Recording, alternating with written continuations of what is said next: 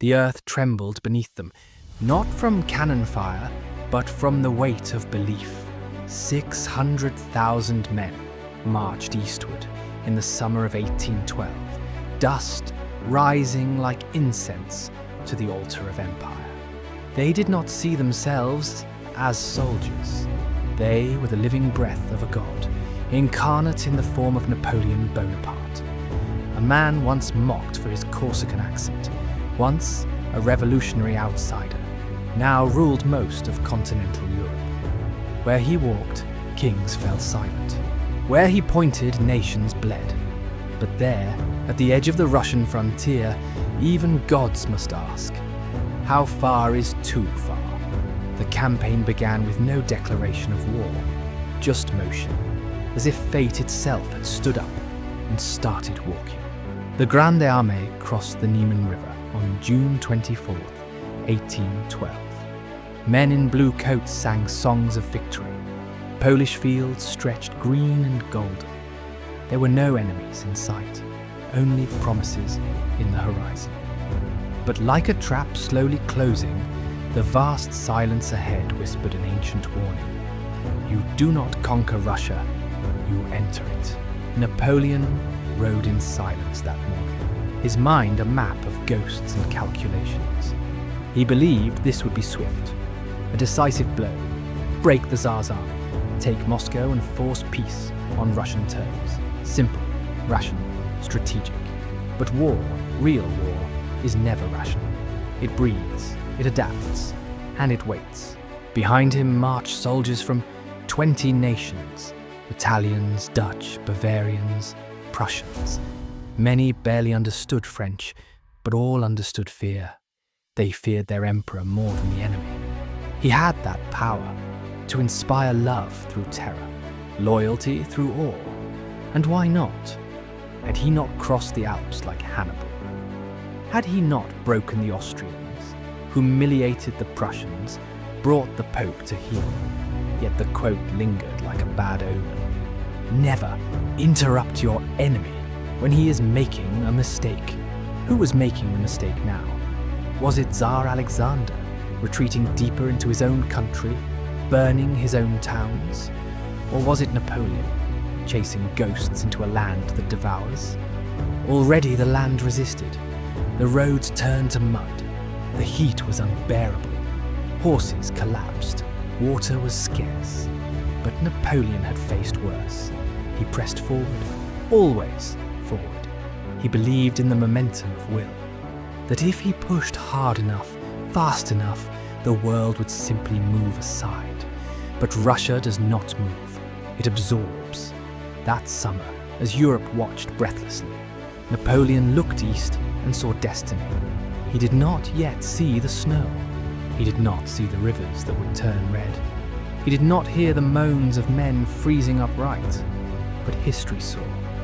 History always sees. He was not a god, not really. But for a time he had fooled the world, and perhaps himself. And now, in this silent, endless march toward Moscow, the delusion began to crack. Not loudly, not all at once, but quietly, like ice beneath a soldier's boot. A man can conquer men, but who conquers winter? Who commands silence? Who defeats a land that fights by not fighting? Russia would answer him, not with armies, not yet, but with distance, with hunger, with cold, with time. Napoleon, the conqueror of Europe, had begun his last campaign, and already he was lost. Section 2, marching into a mirage. They marched for days and saw nothing. No enemy formations, no great defences, only a land that stretched into a haze, infinite and indifferent. The air grew heavier with every step, not with gunpowder, but with confusion. This was not a battlefield. This was a mirage. Villages appeared and vanished like ghosts. Fires already consumed what homes once stood. Granaries empty. Wells poisoned. Even the birds were gone, as if nature itself had fled before the storm.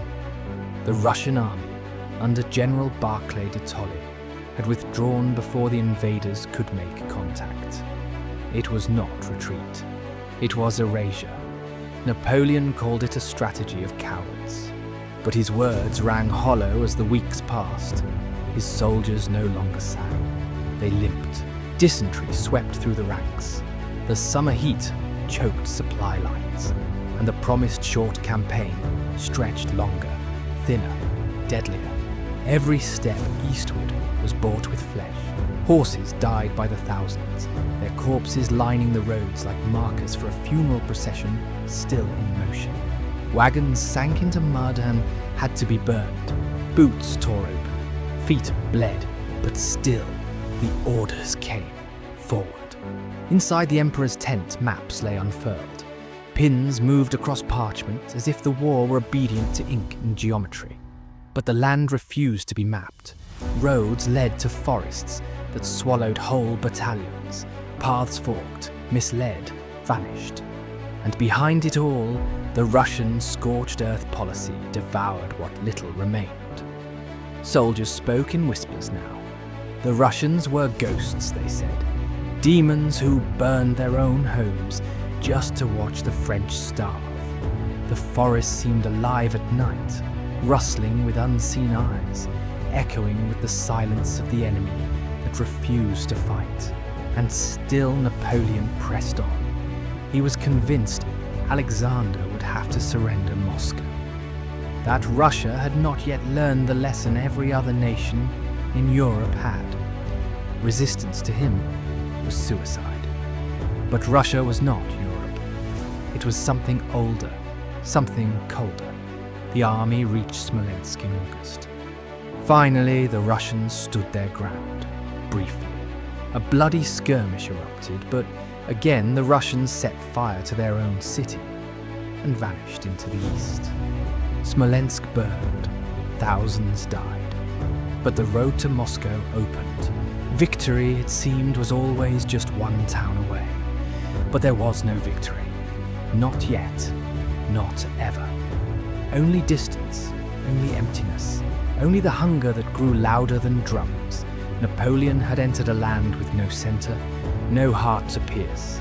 The further he chased the illusion of victory, the more it scattered. The mirage did not recede, it deepened. And far behind, the West began to wonder. What exactly is he chasing? Section 3, The Haunted Gates of Moscow. They arrived on September 14th. The city sprawled beneath an iron sky, silent as a graveyard. Moscow. The prize, the ghost.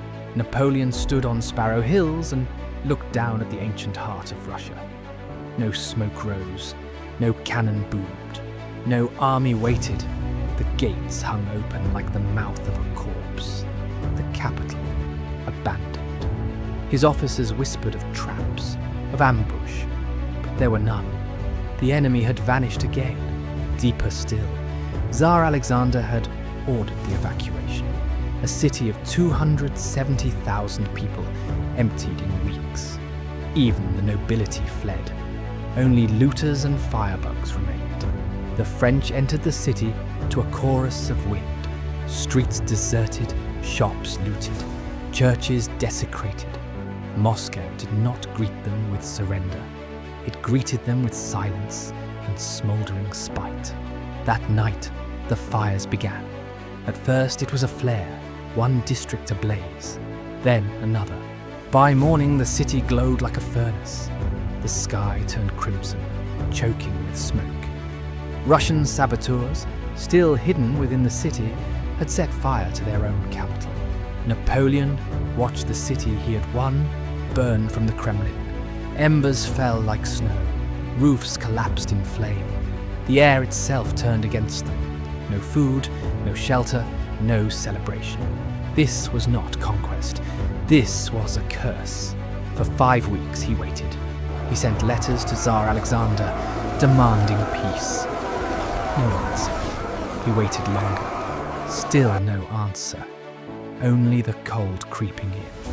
Inside the Kremlin, Napoleon walked corridors of marble and dread. He had taken the capital. But what did it matter if the enemy refused to acknowledge defeat. He had climbed the mountain only to find it hollow. The soldiers looted what little they could, wine, furs, icons, but there was no glory. Only rot, only frost forming at dawn. The mirage had become a prison. And the gatekeeper was winter. Napoleon had once believed in the logic of empire, that men could be broken like horses, that nations bent to genius. But Moscow stood unmoved. The Russians had broken their own city rather than bend. It was here, amidst the ashes of Moscow, that the myth of Napoleon began to fracture. Not with a single blow, but with hunger, with waiting, with the weight of a throne no one acknowledged. Moscow was his, and it meant nothing. Section 4. The Road of Bones. The first snow fell like a whisper, then a warning. Then a war cry. By mid-October, the decision had been made: retreat. Not because of a crushing defeat in battle, but because Moscow, this hollow, burning triumph, offered nothing but death. Napoleon delayed the order for weeks, clinging to hope that Tsar Alexander would sue for peace. But Russia had already answered with silence, and with snow, on October 19, 1812, the Grande Army turned west. It no longer marched. It fled. The road back was not the same as the road in. What once was green had turned to white. The forest closed in. The wind sharpened. Temperatures dropped below -20 degrees Celsius. The boots cracked open. The horses collapsed, one by one. Flesh froze. Men froze, sometimes standing. What had begun as an army of over 600,000 was now a ghost column of under 100,000, with thousands more straggling behind like living dead. Ranks no longer mattered.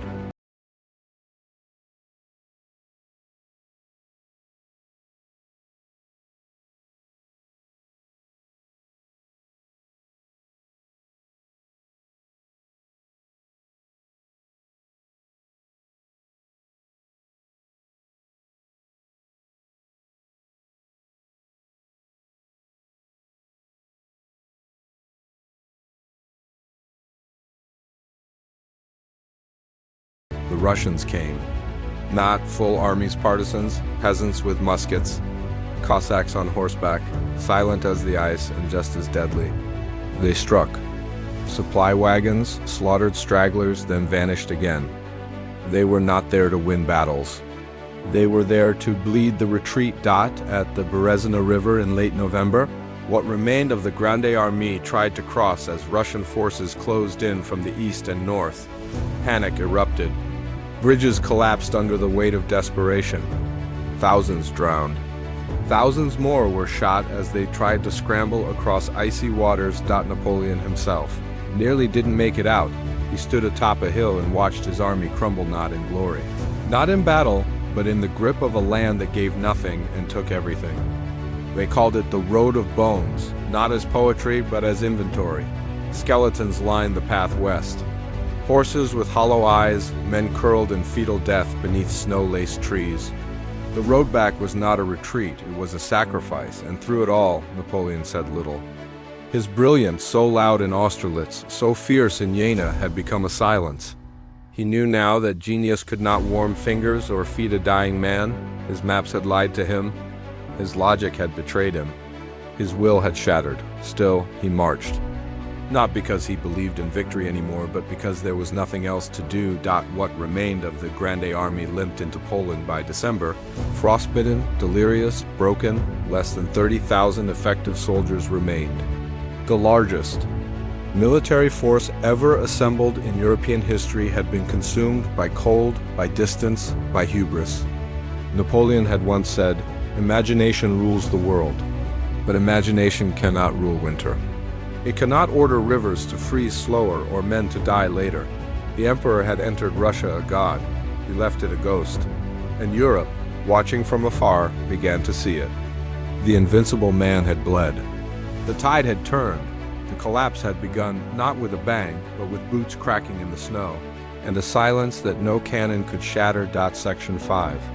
The Empire Trembles. Paris did not rejoice at his return. It blinked. When Napoleon arrived back in France on December 5, 1812, he arrived not as a hero but as a shadow. His clothes were tattered. His eyes, once full of imperial flame, were sunken, distant, haunted. He had left with an army the size of a continent. He returned with a carriage and a lie. He told the people it had been a temporary setback, that the Russians had simply been stubborn, that the campaign had ended with honor intact. But in the salons and barracks of Europe, the myth had cracked. Whispers traveled faster than proclamations. Napoleon can bleed. Napoleon can fail. In Berlin, Vienna, and London. The news was received not with disbelief, but with hunger. The lion was wounded, and now the jackal stirred. Across the empire, the tremors began. Prussia, once shackled by French dominance, began to rally its sabers. Spain, already a festering wound in Napoleon's side, flared up with renewed guerrilla warfare.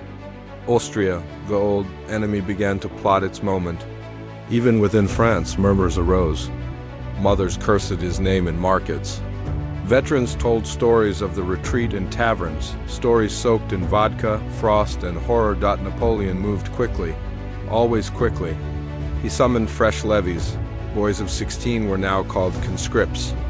The empire must replenish its blood. He called it la levienne masse, a noble phrase. But the streets called it what it was. Desperation. In Dresden, in Mainz, in Hamburg, governors asked the same question. Can he still win? And they waited. The empire he had built through terror and brilliance now depended not on loyalty, but on momentum. And Russia had shattered that momentum like glass. In secret, coalitions formed. Britain, ever patient, poured gold into Prussia and Austria. New treaties were inked under candlelight ink that smelled of war. The Sixth Coalition was born. Russia, Prussia, Britain, Sweden, and Austria together. A storm gathering. Napoleon? He did what only he knew how to do. He marched again. By spring of 1813. With astonishing speed, he had assembled another army. Not as grand as the Grande Army, but fierce. He won at Lutzen, he won again at Bautzen. Victories that reminded the world who he was, but they were not the same victories. The soldiers were no longer seasoned veterans. They were children, conscripted peasants, and desperate patriots. The precision of Austerlitz was gone. The genius still flickered, but it no longer roared. He won battles, but bled men he could not replace. Meanwhile, the Allies changed. Russia's frost-bitten survivors had grown into hardened killers. Prussian nationalism surged like wildfire. Austria's old caution turned into calculated vengeance. Then came the turning point, the Battle of Leipzig. October 1813. They called it the Battle of Nations. Almost 500,000 men clashed in a 3-day cataclysm outside the Saxon city. Artillery roared without pause. Villages vanished under musket fire. The sky turned black with smoke and screams. Napoleon fought like a cornered Wolf, snapping at giants. But the numbers were too great. He was outflanked, outgunned, and outmaneuvered. His Saxon allies defected in the middle of battle. Bridges collapsed behind retreating French forces, drowning thousands. The myth collapsed with them. The loss at Leipzig wasn't just a defeat, it was a signal. The empire was no longer expanding. It was shrinking. Napoleon's lieutenants looked at him differently now, not as a god, not even as a savior, but as a man chasing a dream that had begun to rot. Back in Paris, the silence turned to unrest. The old nobility whispered of return. The common people, once drunk on his glory, now counted the dead. The empire was trembling. And for the first time in over a decade, the ground beneath Napoleon's feet was not firm. He had built an empire from ambition, from brilliance, from fear. But fear fades when it sees weakness, and the world had seen him. Retreat. They would not stop. The storm that had gathered in the snows of Russia was now thundering across Europe. His enemies had learned. The myth was over, and somewhere deep inside, he knew this collapse had begun not on a battlefield, but the moment he believed himself invincible. Section 6. The fall of Paris did not fall with a scream. It fell with a sigh. By March 1814, the once invincible empire was bleeding from 1,000 wounds. The Grande Army was gone, buried in Russian snow and German mud. What remained? was a patchwork of boys and broken veterans, defending soil that no longer believed in victory. Napoleon was still in the field, near Troyes, trying to pull miracles from smoke. He fought like a man possessed, harrying the Prussians here, ambushing. Austrians there, each move brilliant, each victory hollow. There were simply too many enemies, too little time. And always Paris behind him on March 25th. The Allies, Russians, Prussians, Austrians met in secret near Lyon. They had seen enough of his genius. The war would not end until Napoleon was gone, not just beaten. Tsar Alexander always. Regal, laid it bare. Strike the head. Take Paris, the monster will fall. On March 30th, 1814, 100,000 coalition soldiers descended on the French capital. The Parisians awoke to thunder. Not storms, but cannon fire. The hills outside the city turned black with enemy uniforms. The Montmartre heights became a battlefield. The French National Guard, barely trained, fired wildly. Women screamed. Children ran through smoke-choked streets. In the Tuileries Palace, Empress Marie-Louise gathered her son. The King of Roman fled, urged by Talleyrand, who had already begun whispering to the Allies. Napoleon's brother, Joseph Bonaparte, stood in charge of the capital, but he was no emperor. As the enemy breached the outer walls, he vanished into the night, leaving Paris to its fate. By midday, the Allies had entered the city. Russian flags flew beside Notre Dame. Prussian boots marched along the Seine. Austrians stood guard on the Champs-Élysées. The City of Light bowed, not with fire and ash, but with quiet surrender. That night, as torches flickered in the windows of the Palais Bourbon, Alexander of Russia walked the streets like a Roman victor. He was greeted not with gunfire, but with cheers. The Parisians, tired, broken, disillusioned, welcomed their conqueror like a savior. Napoleon's myth had vanished from their breath, and far away in the mud of Burgundy, the emperor got word. He stood still as the courier read the report. Paris had surrendered, Joseph had fled. The Senate had begun negotiating with the Allies. His empire had collapsed from within. He did not scream. He did not weep. He turned away, mounted his horse, and rode toward Fontainebleau. Silent, alone, he had always believed that France was him, that he could not fall while Paris stood. Now Paris had opened its gates to his enemies, and his beloved France had forgotten him. At the city gates, the revolution had once begun with blood and fire. Now it ended with pen and bow. The man who had crowned himself emperor in the shadow of Charlemagne, who had made kings kneel and nations obey, had lost the only war he could never win, the war against time, because even gods, when worshipped too long, begin to rot.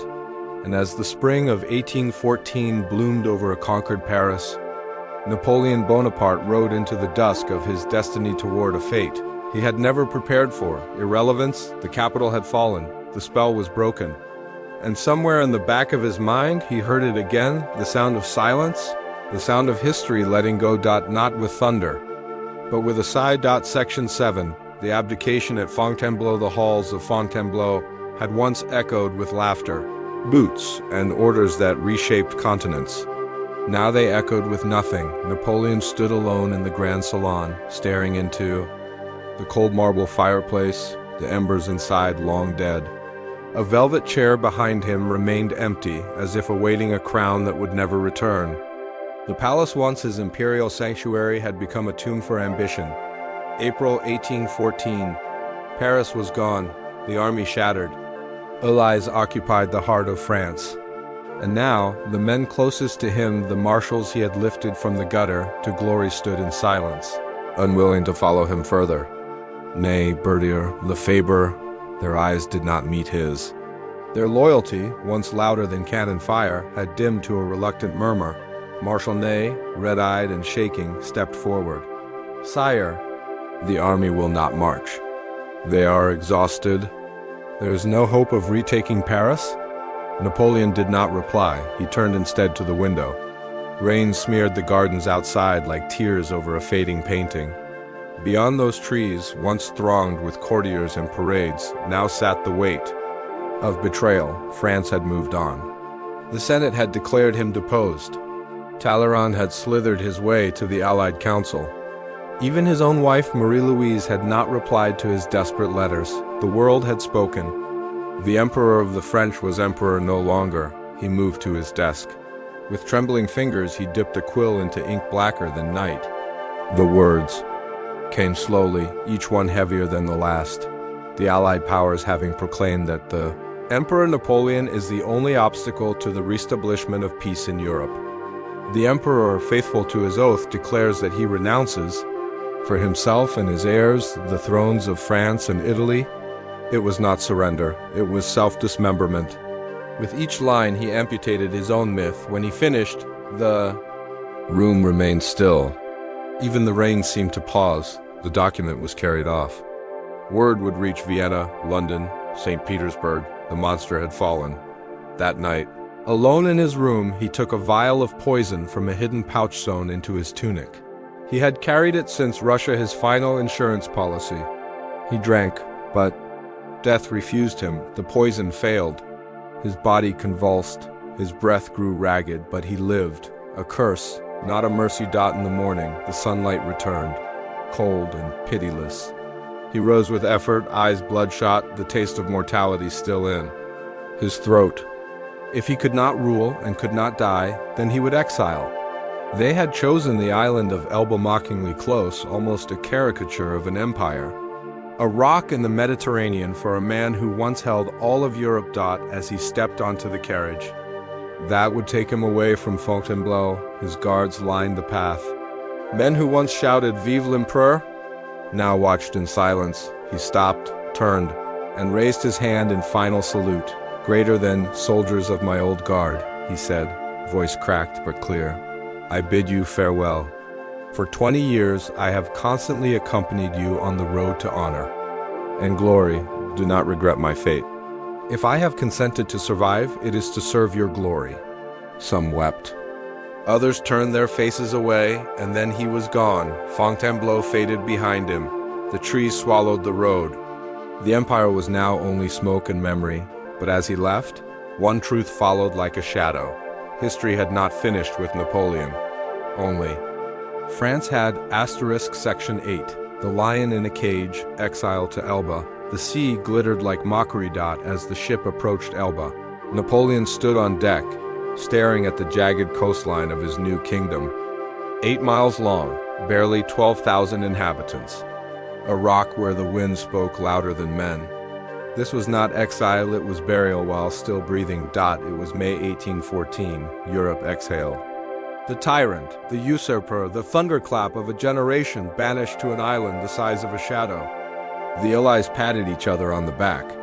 Kings resumed their thrones. Talleyrand slithered back into Versailles. Peace, they said, had returned. But peace built on humiliation is never still for long. Napoleon was given a title Emperor of Elba and a tiny personal guard, a flag with red and white stripes and a golden bee, a court of sorts, a palace, an illusion of sovereignty for a man who once read through continents before breakfast. Now he was master of fishermen and goats, yet even here in exile he moved with purpose. He toured the island, improved roads, built hospitals, organized agriculture, taught modern military drills to local militias. He studied every face, every port, every whisper of news from the mainland. His enemies thought they had trapped a lion, but lions do not. Forget the hunt. At night, he paced the halls of his villa like a ghost tethered to his own legend. He read dispatches smuggled in by loyalists. He heard of France being dismantled. The Bourbons were back. Louis XVIII sat like a bloated memory on the throne, surrounded by rusted privilege. The people grumbled. The army sulked. The flame hadn't gone out, it had only dimmed. Napoleon's mother, Letizia, wrote from Italy. "Your name still frightens kings," she warned. His sister Pauline visited, pretending all was well. But even she saw it in his eyes, restlessness. Wrath. The gods of war do not rest, they reload, the French newspapers mocked him. The ogre of Europe now feeds chickens. The emperor commands a wheelbarrow. They thought humiliation would chain him. But mockery is a dangerous leash. By early 1815, the reports grew louder. Discontent brewed in France. Soldiers refused. To cheer the king, veterans wore their medals upside down. And every whisper seemed to say the same thing. If only the emperor were here. Napoleon began to plan. His loyal officer, General Bertrand, tried to dissuade him. "Sire, the risk is too great." "They will kill you before you reach Paris," Napoleon smiled. "They will join me before I reach Lyon." He was not guessing. He was gambling. And he had always been the best at that. The island's garrison had no idea. On the night of February 26, 1815, under the cover of darkness, Napoleon slipped away. A flotilla of 7 small ships, 1,000 men, an eagle carved into the prow, and above them all, the Corsican fire that had once shaken the heavens. He looked. Back only once at the shoreline, the villa, the mock flag fluttering in the wind, greater than I have worn the purple. Now I wear the storm. He turned his eyes northward, toward France. Europe slept. But the Lion was swimming home. Section 9. The Eagle returns. March of the 100 Days. The snow was still thick in the valleys when the Eagle landed. March 1, 1815, Napoleon Bonaparte stepped onto the sands of Gulf Juan, his boots wet with salt and destiny. No cannons greeted him, no crowds. Just the hush of dawn and the breathless rustle of waves. He carried no grand army, only 1,000 men grenadiers, chasseurs, old guardsmen with tattered coats and burning eyes. But what he carried more than muskets or banners was memory. France remembered as they marched north through the Alps. The villages whispered first in fear, then in awe. He did not sneak like a fugitive. He walked like prophecy fulfilled. Each step was a drumbeat that reached ahead of him, echoing through the hearts of men who had once followed him through blood and fire. And the legend stirred. At Grenoble, the royal garrison blocked his path. He ordered his troops to halt, stepped forward alone, opened his coat and declared, "Greater than if there is one among you who wishes to kill his emperor, here I stand." No shots fired. The soldiers dropped their muskets. Cries erupted. "Vive l'Empereur!" He had not reclaimed France by sword. He reclaimed it by gravity. As news of his approach spread, Louis XVIII trembled on his borrowed throne. The Bourbons, bloated and blind, underestimated the fire still smoldering in the bones of veterans, peasants, and patriots. Paris buzzed with rumors. "He's coming. He's risen from exile." The 100 Days had begun. By March 20th, without firing a single musket. In anger, Napoleon entered Paris to roaring applause. The tricolor flew again. The people wept, as if awakening from a long nightmare. The king had fled. France, once again, had an emperor not by coronation, but by consent. But glory has a price. He knew it. The allies Britain, Prussia, Austria. Russia gasped in collective rage.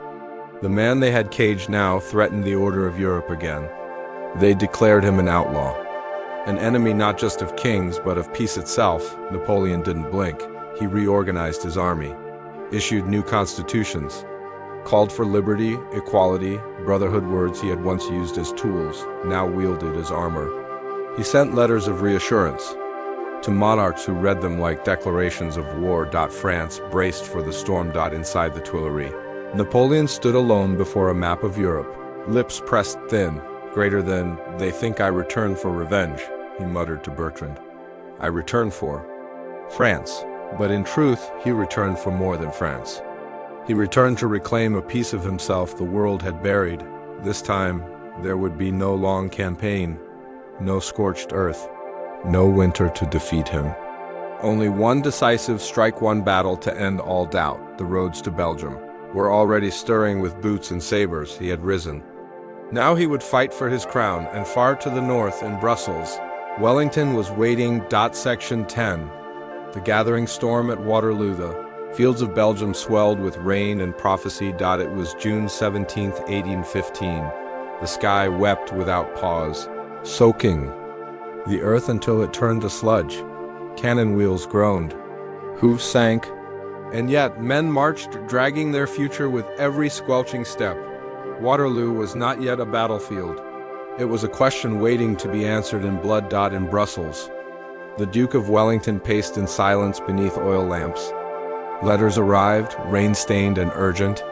Reports of Napoleon's advance. Cotter Brass had been held, but only just. His Prussian allies under Blecke had been bruised at Ligny and driven back.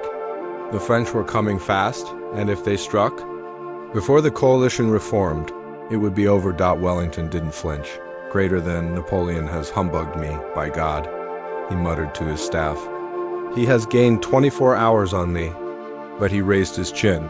If he attacks tomorrow, I shall hold my ground. If Blucher comes. To the south, Napoleon stood before his campfire, staring into flame as if it might burn a hole through. Fate. The rain danced on his greatcoat. He was 50 now, heavier, more tired than the man who once crossed the Alps like a god. But his eyes, those steel-colored stars, had not dimmed. The 100 days had brought him this far.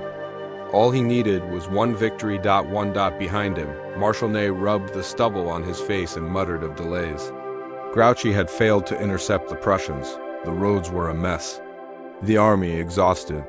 But Napoleon waved the words away like, "Smoke, greater than Wellington is a bad general," he said.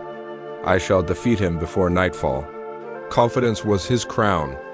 Always had been. At dawn on June 18th, both sides stared across sodden fields near Mont Saint-Jean.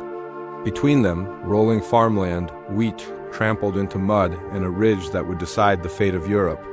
The French outnumbered Wellington, but only just.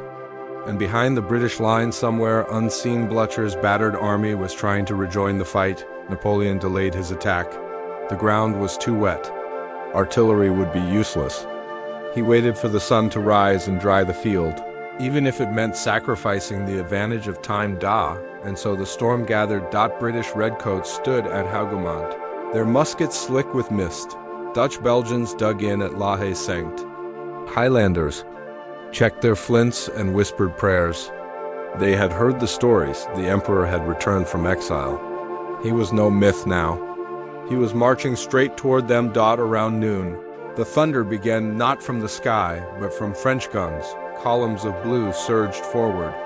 Cannonballs tore through wheat and bone alike. Cavalry clashed, muskets roared.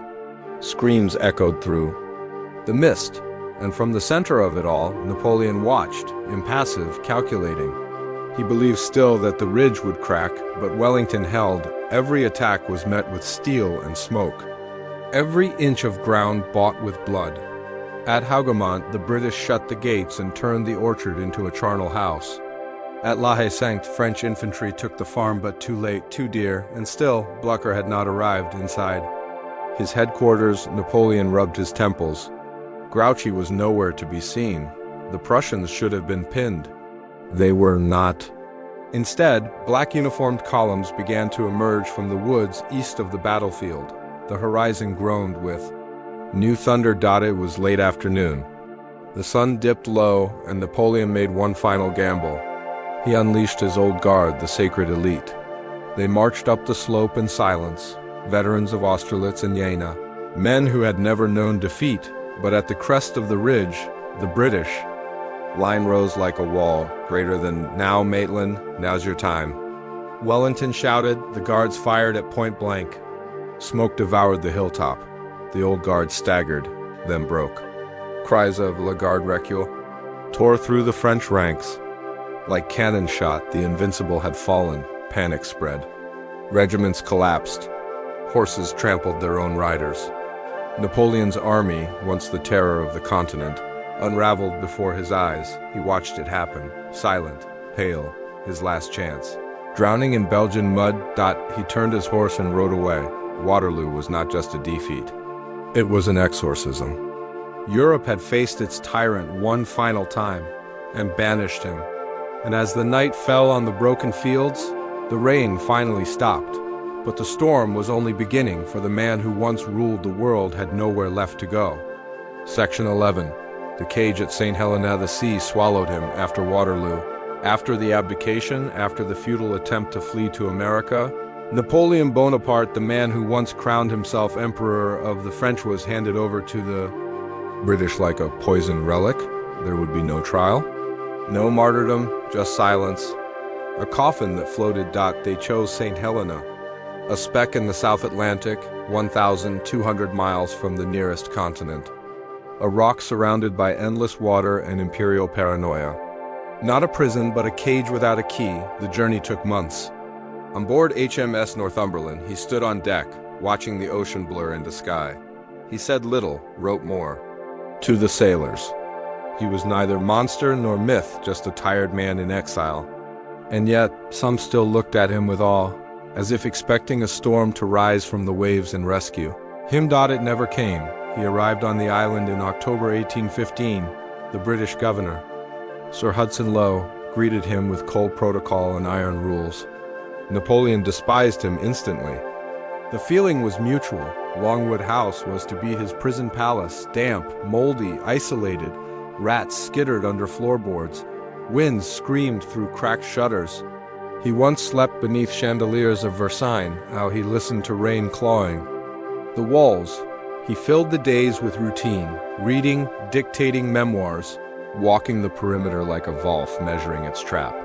He spoke of history, of destiny, of how the world would remember him.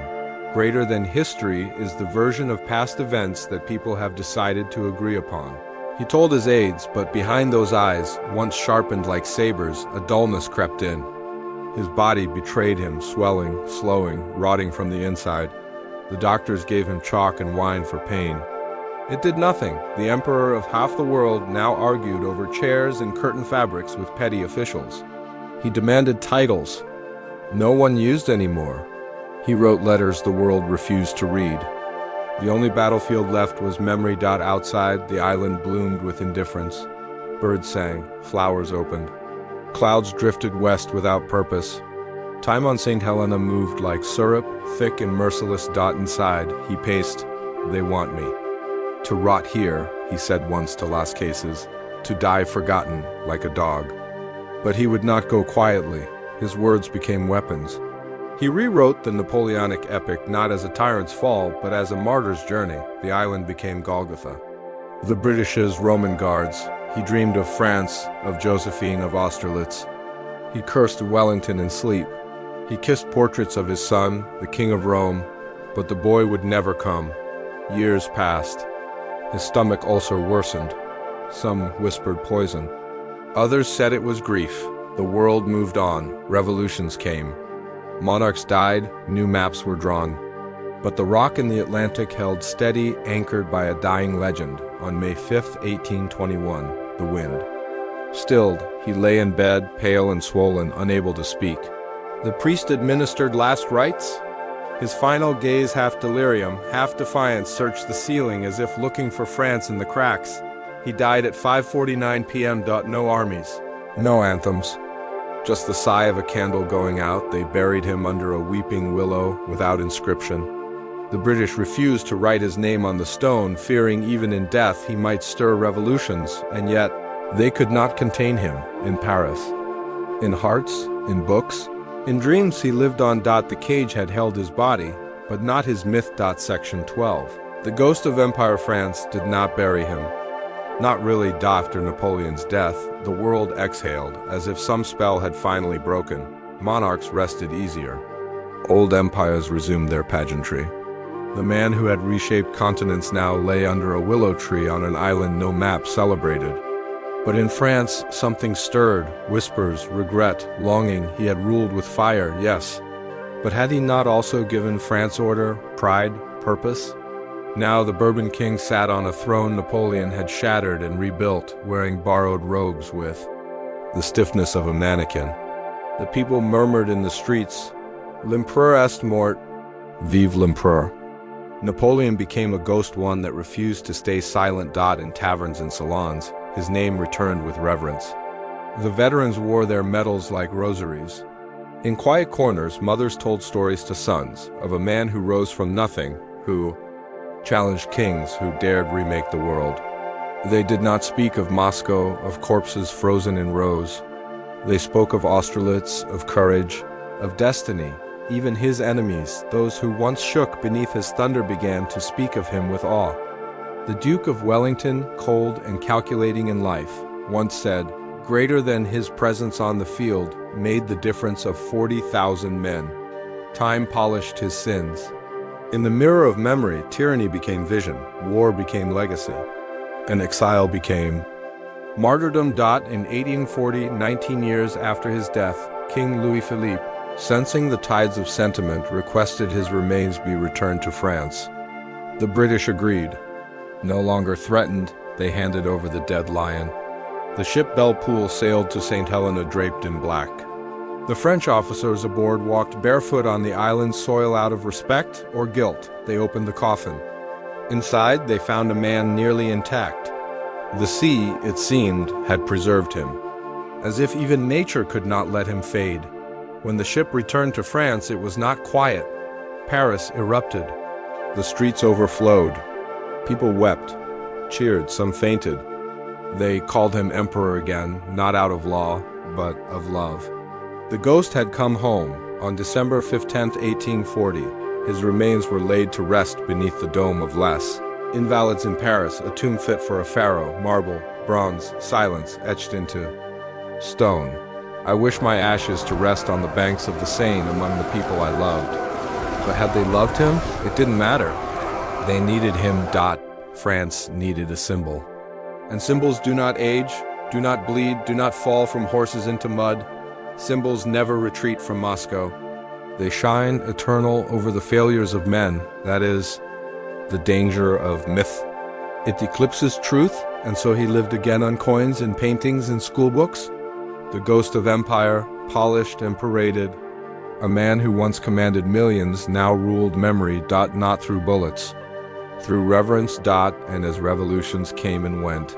As republics rose and empires fell again, his shadow stretched across every flag. Napoleon had died, but France and the world never stopped hearing his footsteps. Section 13, the son who never returned. He was born in splendor and named for thunder. Napoleon Francois Charles Joseph Bonaparte, King of Rome. The cannons of Paris thundered in celebration on that March day in 1811. The dynasty had a future now, a son, a symbol, a promise of eternity. But like many things in Napoleon's world, the moment glittered brighter than the future ever would. The child was barely more than a year old when his father's empire began to unravel. Moscow froze his name. Leipzig bled his soldiers. Paris fell before he could say, "Papa?" And when Napoleon abdicated in 1814, he did not take his son to Elba. He left him behind. Marie-Louise, once Empress of the French, chose security over loyalty. She returned to her native Austria, to the cold safety of her father's court. There, the boy who had been born a king was stripped of his titles. No more King of Rome, now he was simply Franz, the Duke of Reichstadt, an Austrian prince. A prisoner of diplomacy, but the blood did not forget. Even as the Viennese courtiers taught him manners, Latin, fencing, and statcraft, they could not erase his name from history. He knew who he was. His tutors called him, "Your Grace." But the mirror whispered, "You are Napoleon's son." He read his father's campaigns in secret, pored over maps, asked questions the Austrians did not like. He memorized the route to Austerlitz, spoke French with his mother's accent, and held his chin just so like a man on horseback. He was the past, reborn, and they watched him with cautious eyes. Europe feared what he might become. When Napoleon died in 1821, young Franz was just 10. No letter reached him. No urn, only silence. The ghost of a father who had left the world in fire, and the son left to grow among the ashes.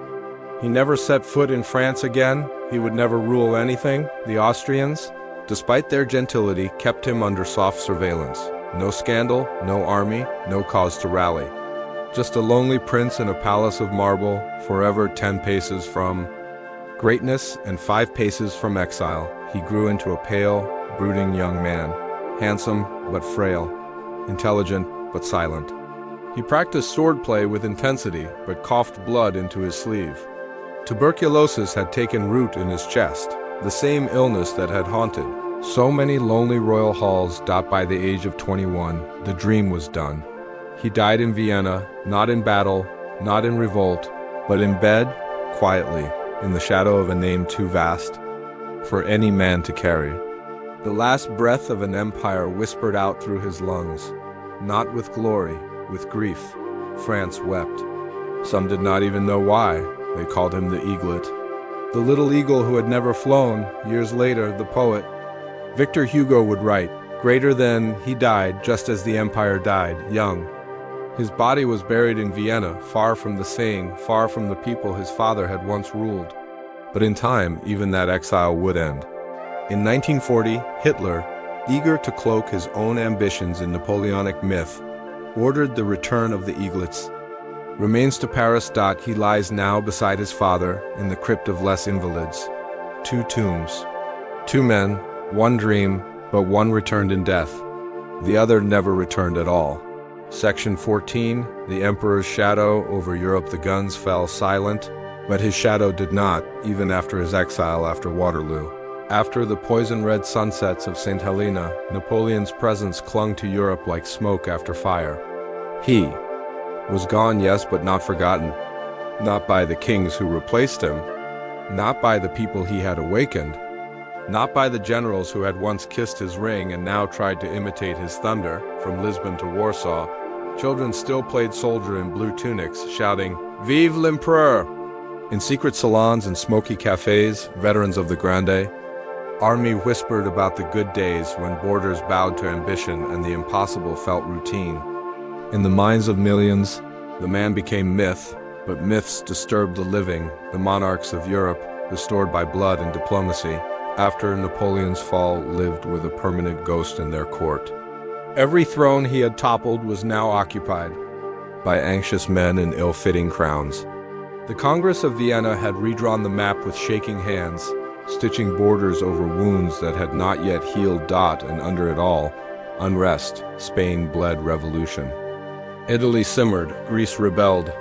Poland whispered rebellion through cracked cathedral walls. Everywhere the people remembered what it felt like to be seen not as subjects but as citizens. Napoleon had not given them freedom, perhaps, but he had given them fire. And fire does not ask permission to return. In Paris, the Bourbon monarchy tiptoed through its restoration like a man walking through a battlefield in slippers. Louis XVIII ruled with fear behind his powdered mask. His soldiers wore uniforms cut in imitation of Napoleon's but lacked the spirit. The tricolor still fluttered in back streets, hidden behind royal drapes. The veterans, those who had marched to Austerlitz, to Jena, to Moscow, were pensioned off like relics. But they marched still in dreams, in memories. In songs, one of them, a former corporal turned schoolteacher, whispered in the ear of his students, "He made us believe we were giants." And in that belief, the world had changed. But not all. Shadows are warm. For some, Napoleon's legacy was a lesson in tyranny, in ambition gone rabid, in republics betrayed. He had crowned himself emperor after all, had turned revolution into monarchy, had spilled rivers of blood in the name of order, and Europe had bled, nearly to death. The British, in particular, shaped his memory into warning. In paintings, he was a tyrant pharaoh, in pamphlets, a devil.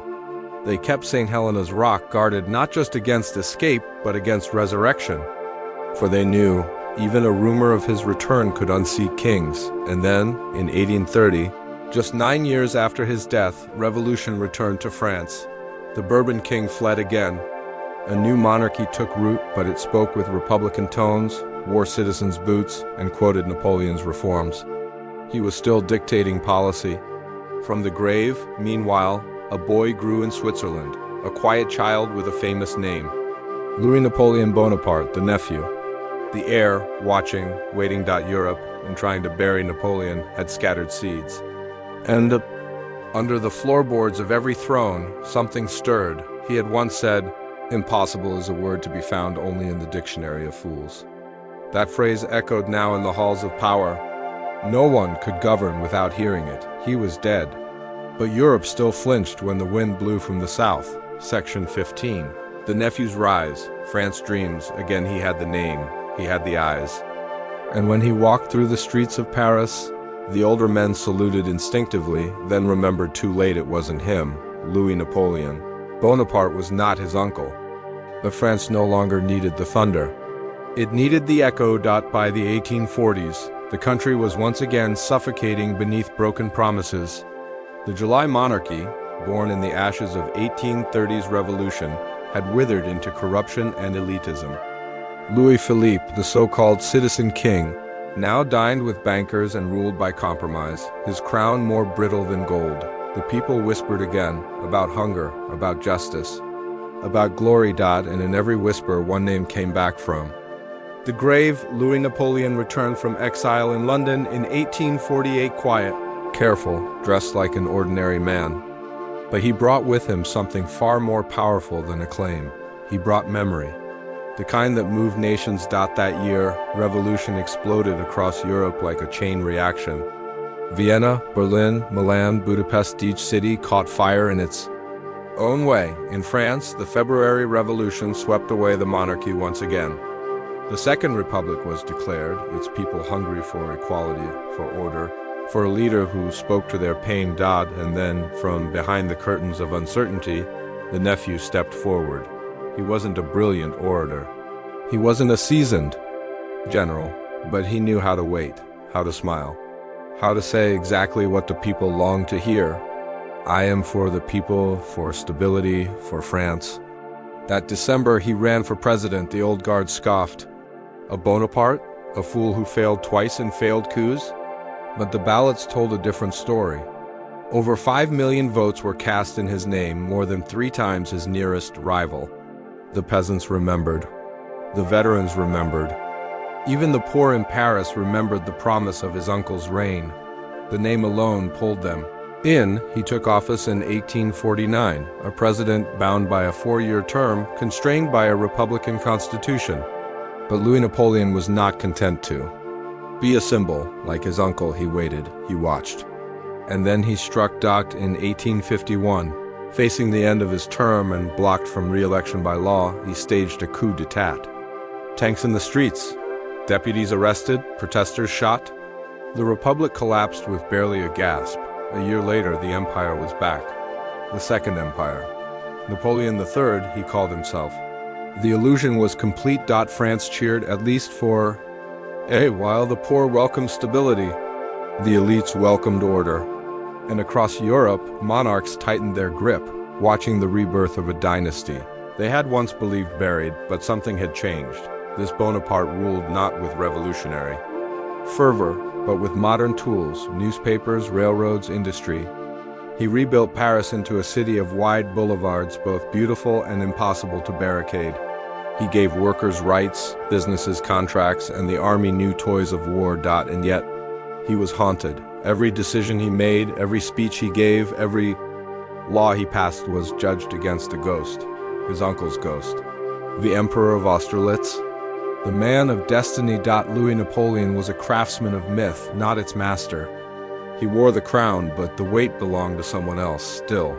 France followed because in a world breaking apart at the seams, in a time of factories and revolts and rising nationalism, they wanted to believe that greatness could be reborn, that names mattered, that blood could carry destiny, and so the nephew ruled, but not forever.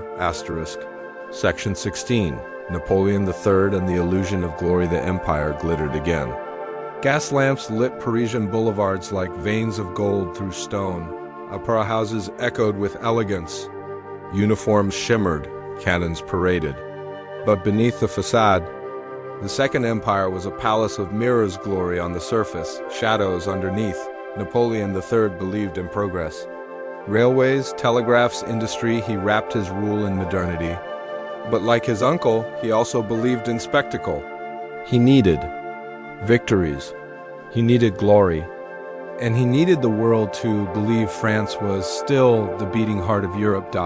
So he searched for wars that felt like theater. In 1853, he found one. The Crimean War. France, Britain, and the Ottoman Empire joined forces against Russia to check its growing influence.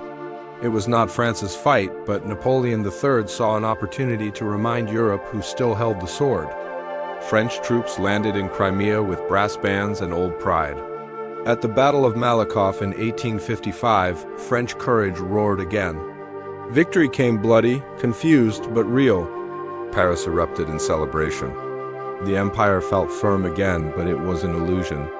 Crimea was a costly stunt, not a grand conquest. Thousands died for little gain. And Europe, though momentarily impressed, did not kneel. The shadow of the first Napoleon still towered, and his nephew could not fill it. Next came Italy. In 1859, France joined the Kingdom of Sardinia against Austria in a war for Italian unification. The battles of Magenta and Solferino painted the fields with blood and myth. Napoleon III rode among the dead, admired, photographed, immortalized. Italy was grateful. A new nation was born. But behind closed doors, French Catholics grumbled. The Pope's lands had shrunk. The Church, once a Bonapartist ally, turned cool. Napoleon III had won prestige, but lost pieces of his base. He turned inward again, rebuilding, beautifying Paris. But the hunger for recognition returned. Knowing. Then came Mexico. In 1861, under the guise of collecting debts, France invaded Mexico. But Napoleon III had bigger dreams, a Latin empire under French influence. He placed Archduke Maximilian of Austria on the Mexican throne. It was bold, it was theatrical, and it was a disaster. Mexican resistance was fierce. The U.S., recovering from civil war, condemned it. French troops died for a monarchy no one wanted. In 1867, Maximilian was captured and executed. Napoleon III had reached too far, and the world laughed. France's illusion cracked. By the late 1860s, the Second Empire had become a mask worn too long. Behind it, France was divided. Republicans stirred in secret. Monarchists waited for the old kings to return. And socialists whispered of a future beyond empires and emperors. Napoleon III himself was no longer the man he once pretended to be. His health faltered, his decisions grew erratic. He gave more freedom to the press, more voice to the legislature, but it was too late. The empire's soul had already slipped away, and yet he still dreamed of one final war, of one final blaze, of glory that would anchor him beside his uncle in the pantheon of greatness. Across the Rhine, a new power was rising. Iron, Prussia, Bismarck. And the mirror that once reflected glory now showed only hubris. Napoleon III would give France one more war, but it would not crown him. It would bury him. Section 17, Blood and Iron. France walks into Bismarck's trap. The summer of 1870 began with pride and ended in ashes. At first, there was only thunderous applause in the salons of Paris. Cries of "To Berlin" rang through the boulevards, trumpets blared, newspapers cheered. Napoleon III, frail but still crowned, had declared war on Prussia, but what no one yet saw, what France refused to see, was that this war had not been seized. It had been baited. Otto von Bismarck, the Iron Chancellor of Prussia, had been waiting, patiently, coldly. His wars were not waged with lust for land, but for the forging of identity. Prussia had defeated Denmark, then Austria. And now, to unify the fractured German states, Bismarck needed one final enemy. A hated, proud, aging empire, France. He gave them a reason. In July, a minor dispute over the Spanish throne spiraled into a diplomatic insult. A Prussian royal had been offered the crown of Spain. France protested. King Wilhelm I of Prussia agreed to withdraw. The crisis should have ended, but Bismarck intercepted the king's note, trimmed it, sharpened it, and leaked it. The M's dispatch made it seem as if Wilhelm had insulted the French ambassador. Paris erupted. Napoleon III, ill and aging, was backed into a corner. His pride, his dynasty, the prestige of France, it all demanded a response. On July 19th, France declared war. Bismarck smiled. It was exactly what he wanted. What followed was not a war, it was a dismantling. The French army, bloated with vanity and rusted by bureaucracy, was unprepared. They wore bright blue and red like actors in an old play. They still believed war was glory. But the Prussians brought something else: speed, coordination, modern rifles, and the will to strike first and strike hard. Within weeks, French defeats mounted like tombstones. At Worth, at Spicheren, at Mars-la-Tour. The empire gasped. It was not just losing, it was crumbling. Then came Sedan on September 1st, 1870. Napoleon III himself took command at the fortress city of Sedan with 120,000 men. He hoped to stall the Prussians. But Bismarck and General Helmuth von Moltke had encircled the city like wolves around a dying stag. Artillery rained down. Hill by hill, house by house, the French lines collapsed. Napoleon III rode among the chaos, watching his empire disintegrate. In real time, shells shrieked overhead. Men screamed for water, for orders, for mercy. There were none. The smoke was too thick. The signals too confused. The Prussian ring tightened by evening. The emperor was cornered. A white flag was raised. Napoleon III, the nephew of a god, surrendered with trembling hands. He was taken prisoner, and with him the Second Empire died.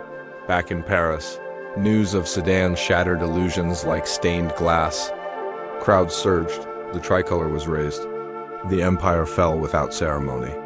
The Third Republic was proclaimed desperate, bleeding, and unready, and Bismarck, he stood silent on the battlefield, a man who had shaped destiny by letting others walk into their own myths. France had chased glory. It had found a trap. Bismarck would not stop at victory. He would crown a German empire inside the Palace of Versailles itself. France, once the sun of Europe, now watched the dawn rise elsewhere, and in the shadows of Sedan, a nation wept not just for a war lost, but for a century undone. Section 18. The fall of Paris and the birth of a new Germany winter came not as weather, but as siege. By September 1870, Paris, the heart of France, the city of lights, of revolution, of empire, was surrounded by a noose of steel. Prussian forces, encamped in a ring, their cannon pointing inward, their soldiers methodical and unblinking. The empire had already fallen, but the city refused to yield. Now it would suffer for its defiance. Inside Paris, life twisted into something primal. Food vanished first, then gas, then warmth. Horses were slaughtered, dogs, rats, even the animals. In the city zoo, restaurants began serving exotic meats wrapped in velvet menus. Civilians learned the taste of desperation. But worse than hunger was humiliation. This was Paris, proud Paris, reduced to gnawing bones and burning furniture to survive. The government had fled to Tours, then Bordeaux. In their place, the people of Paris formed a defense, the National Guard, not soldiers, but citizens with muskets, wrapped in scarves and fury. Balloon couriers flew over enemy lines to deliver news and hopes to the outside world, but no help came. France was broken. From his headquarters in Versailles, just outside the starving capital, Otto von Bismarck watched calmly. He didn't need to fire every shot, only wait. The victory had already been written. Now it was about pageantry. On January 18th, 1871, the unthinkable happened. In the Hall of Mirrors at Versailles, the very palace where Louis XIV once ruled, over Europe, Bismarck assembled the princes and kings of the German states. Before them stood King Wilhelm I of Prussia. The air hung thick with history and vengeance. A trumpet sounded. Wilhelm was declared Kaiser Emperor of a united German. Empire. Germany was born. In the heart of defeated France. The irony was deliberate. Versailles, once a symbol of French supremacy, had become the womb of Germany's rise. The humiliation cut deep. The ceremony was not just political, it was surgical. It carved Europe anew. 2 days later, Paris finally surrendered. The people, hollow-eyed and gaunt, opened the gates to their conquerors. No triumph, no applause, just silence. German boots echoed in the boulevards. The world's most romantic city stood naked before the world, ashamed, starving, defeated, but something darker stirred. France, broken on the battlefield, did not accept the peace. It could not. And when the terms of surrender included the loss of Alsace and Lorraine, 2 French provinces with deep emotional ties, hatred became policy. That hatred would fester, it would boil, it would infect generations. And one day it would erupt again in trenches, in mustard gas, in barbed wire. But for now, Germany stood tall. Bismarck had done what no man had achieved since Charlemagne. He had united the German peoples under one flag, one empire. Not with poetry, but with blood and iron. In Paris, humiliated but unbowed, whispered to itself, "This is not the end." Because in Europe, defeat is never final. It is merely the seed of the next war. Section 19, a republic reborn in fire. The Paris Commune, the Germans had taken Paris. but they never truly held it. When they withdrew in March 1871, leaving the French government in control, once more they left behind a city more fractured than conquered. The people who had suffered the siege, the famine, and the silence now faced the return of politicians who had fled while they bled. And something in Paris snapped. The tricolor still flew, but no one saluted. The National Guard embittered. And armed refused orders from Versailles. The old government had returned, but the people had changed. They were no longer subjects. They were survivors. And survivors do not bow. On March 18, 1871, the spark caught flame. When the government tried to seize cannons from Montmartre, the people resisted. Soldiers refused to fire on civilians. 2 generals were executed by a mob. The government fled, again this time to Versailles.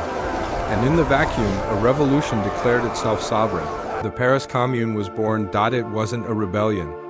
It was an experiment, furious and radiant. Workers took control, elections were held, rents were canceled. Churches and the state were torn apart. Women demanded rights. Artists painted with ash and blood.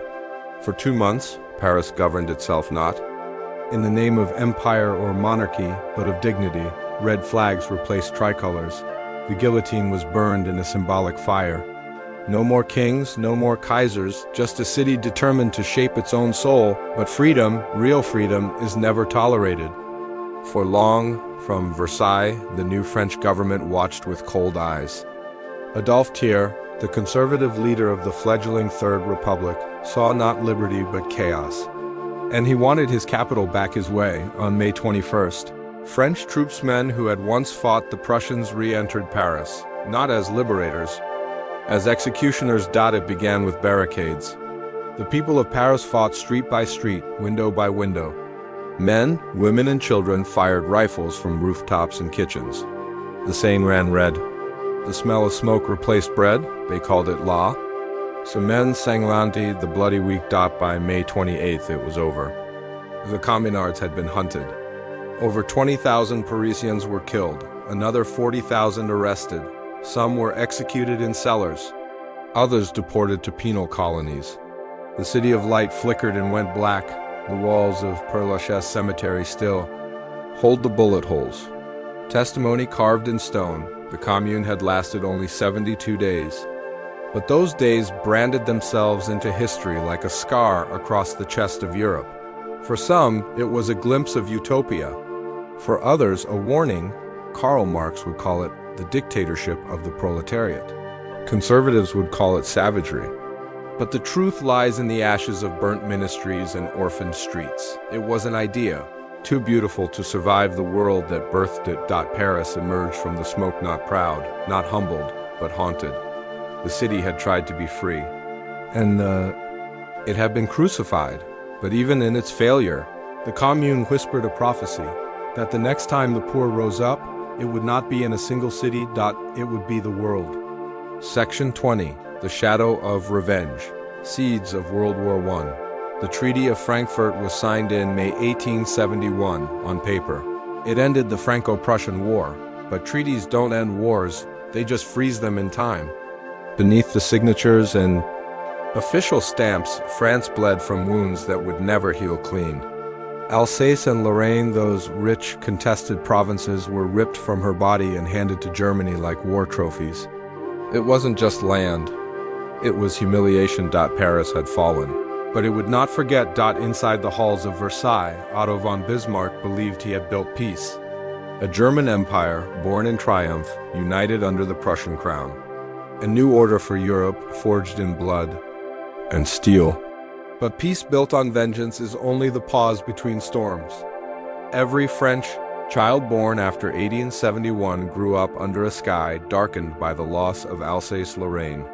In classrooms, teachers pointed to the eastern border and spoke with quiet rage. Remember. Monuments in every town listed names of the dead. National pride curdled into obsession. The word revenge became not just an idea, but an inheritance. In Germany, the euphoria of victory masked deeper tremors. A nation forged by war needed enemies to stay united. Militarism hardened into identity. The empire stood tall. But beneath it ran fault lines between Catholic and Protestant, junker and industrialist, monarch and worker. They papered it over with parades and sabers, but the ground was already shaking. Europe looked peaceful, but it was an illusion. Like an old battlefield turned into a garden. The soil still reeked of gunpowder. And across the continent, alliances began to form. France looked to Russia. Germany leaned on Austria. Britain watched uneasily, clinging to its empire. Italy lurked, uncertain, like chess masters sharpening knives. The great powers prepared for a war they swore would never happen, but the map no longer bled in isolation. Technology had changed. Railroads would move men faster. Rifles would shoot farther. Artillery would erase towns in hours. And when the next match was struck, it would not burn a corner of Europe, it would set the world on fire. All because a Corsican rose too high, because a Prussian crushed too hard, because Paris dared to dream and Berlin dared to dominate. The age of Napoleon had ended in fire. But the smoke drifted east, west, and deep into the next century. Bismarck himself warned them, if there is ever another war in Europe, it will come out of some damned foolish thing in the Balkans. And so it did, but the roots ran deeper, deeper than Sarajevo, deeper than treaties, deeper than men. They ran back to Moscow's frozen silence, to Paris's burning streets, to the silent scream of nations humiliated, dreaming of revenge. In the dark, the cannon had fallen silent in 1871, but they were only sleeping.